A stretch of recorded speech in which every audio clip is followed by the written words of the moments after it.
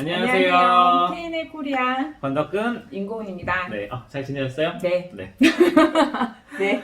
오늘 뭐에 대해서 얘기를 한번 해볼까요? 오늘은 이제 저희가 진료실에서 많이 받는 질문 중에 하나인데, 우리 아이 혀가 좀 짧은 것 같아요. 이런 경우에 이제 설소대가 있다고 들었습니다. 뭐 잘라야 그쵸, 하나요? 라는 설소대. 말도 있어요. 보통 우리가 이제 설유착증 또는 단설소대라고 얘기를 하는데요.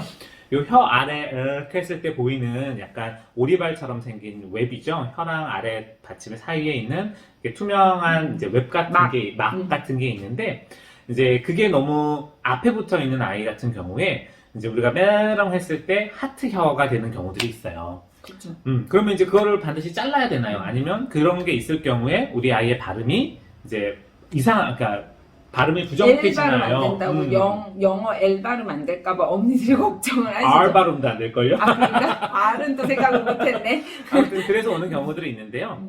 일단 신생아 시기에는 그거를 되게 쉽게 자를 수가 있기는 해요. 그쵸. 그래서 저희가 이제 많은 동네 소아과 선생님들께서 만약에 그걸 보고 이제 좀 수유에 문제가 있을 때, 아이가 젖을 빨거나 젖병을 물 때 이게 잘 혀가 저곡제로 확 물지 못하고 못하면 새는 경우들이 있거든요. 그래서 그런 경우에는 반드시 해줘라 라고 얘기를 해요. 그리고 그거는 실제로 이제 진료실에서 되게 손쉽게 이렇게 절단을 할 수가 탁 있고요. 이렇게 하면은 맞아요. 자르더라고요. 혀를 딱 보니까. 들고 밑에를 그냥 가위를 싹 잘라주는 끝이에요. 지혈도 별로 필요 없고, 피도 별로 안 나고. 피도 거의 안 나고, 금방 지혈하고 바로 수유도 가능하고, 물론 자르고 나서 다시 붓는다거나 아주 드물게 염증이 생긴다거나 하는 일이 생길 수는 있지만 거의 뭐 흔치는 않아요.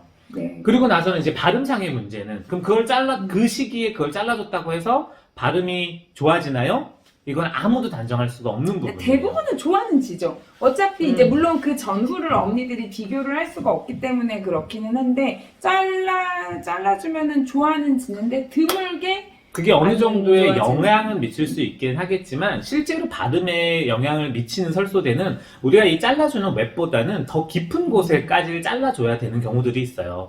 그래서 이제 이렇게 그건 이비인후과적으로 깊게 잘라서 하루 그러니까 입원해가지고 이렇게 제트 플라스트에서 완전히 이렇게 꼬매가지고 해주는 네. 이제 그런 수술을 그런 해야 수술을 되는 거죠. 해야지만 사실 발음에 영향을 미칠 수 있는 범위까지 이제 우리가 교정을 할 수 있는 건데, 그런 거는 사실 우리가 한 3살 정도 때까지 발음이 정확하게 될지 안 될지를 모르는 일이다 보니까 그거를 어릴 때 미리 설소대가 좀 다른 아이보다 짧다고 해서 해줄 필요는 없어요. 그렇죠. 근데 이제 그래도 확률상 이렇게 혀가 너무 짧고 땡겨서 혀로 이제 발음을 리을 발음 이런 것들을 잘 하려고 하면은 아무래도 물리적으로 땡기면 힘드니까 미리 해주면 대부분 좋아지기는 하고요. 근데 뭐 설소대가 전혀 짧지 않는데도 혀 짧은 소리 내는 애들이 많거든요. 그래서 발음이 꼭 설소대만의 문제는 아니고 어린아이 같은 경우에는 그냥 이 소근육 발달이 덜 돼서 발음이 안 되는 경우들이 있기 때문에 5돌까지 기다려 봤을 때 리을 발음, 지읒, 쌍지읒 이런 혀를 잘 써가지고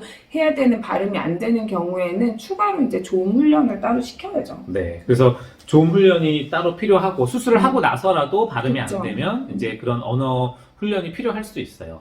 오히려 이른 시기에 하면은 별 문제 없이 지나갈 애들도 기다리다가 이제 너무 늦게 3돌 이후에 수술을 하고 나면 실제로 길어는 졌지만 이게 혀 근육이 잘 못 움직여서 굳어져서 좋은 훈련을 따로 받는 아이들도 있습니다.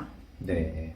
그래서 실제로 하시죠, 선생님? 저는 하기는 하는데, 이제 100일 정도 되는 아이들까지 그냥 이렇게 우리가 잡고 바로 그날 당일날 핸들할 수 있는 정도의 크게 많이 아이들 아프지 정도만. 않거든요. 네, 그렇죠? 네. 뭐 주사 맞는 정도의 통증은 아닐까 음, 싶기는 한데, 그래도 이제 생쌀을 자르는 거라. 되게 얇은 막인 애들은 자르면 맞아요. 그게 탁 치기만 해도 저절로 벌어지는 네, 애들도 네, 있고 네. 막 18개월 넘어간 애들이 이제 이미 무서워서 막 발버둥 치니까 그런 애들은 하기 그쵸, 힘들어요. 힘들고 네, 네. 오히려 어릴 때 하는 게 나을 수도 있어요. 그래서 이제 혹시라도 이걸 어렸을 때 안 해줘서 얘가 발음이 이런가 봐라고 걱정하시는 분들이 있으면 한번 상담 받아보시고 근처 소아과 가셔서 할 수도 선생님께 있기는 한데, 발음상의 문제가 아니라 수유가 안 되는 경우에는 당연히 해줘야 되는 거고요. 고민할 거 없이 그게 그렇게 아닌 하죠. 경우에는 사실 꼭 지금 그걸 걱정하실 필요는 없어요. 그렇다고 해서 나중에 발음 문제가 꼭 생긴다는 것도 아니고, 그래서 너무 과한 걱정은 하지 마시고, 만약에 조금 짧다, 그래서 전문응기 잘 안 된다고 하면 반드시 상담을 좀 받아보셨으면 좋겠어요. 요새는 신생아 검진들도 하고 아주 어릴 때 음. 영유아 검진들 많이 하니까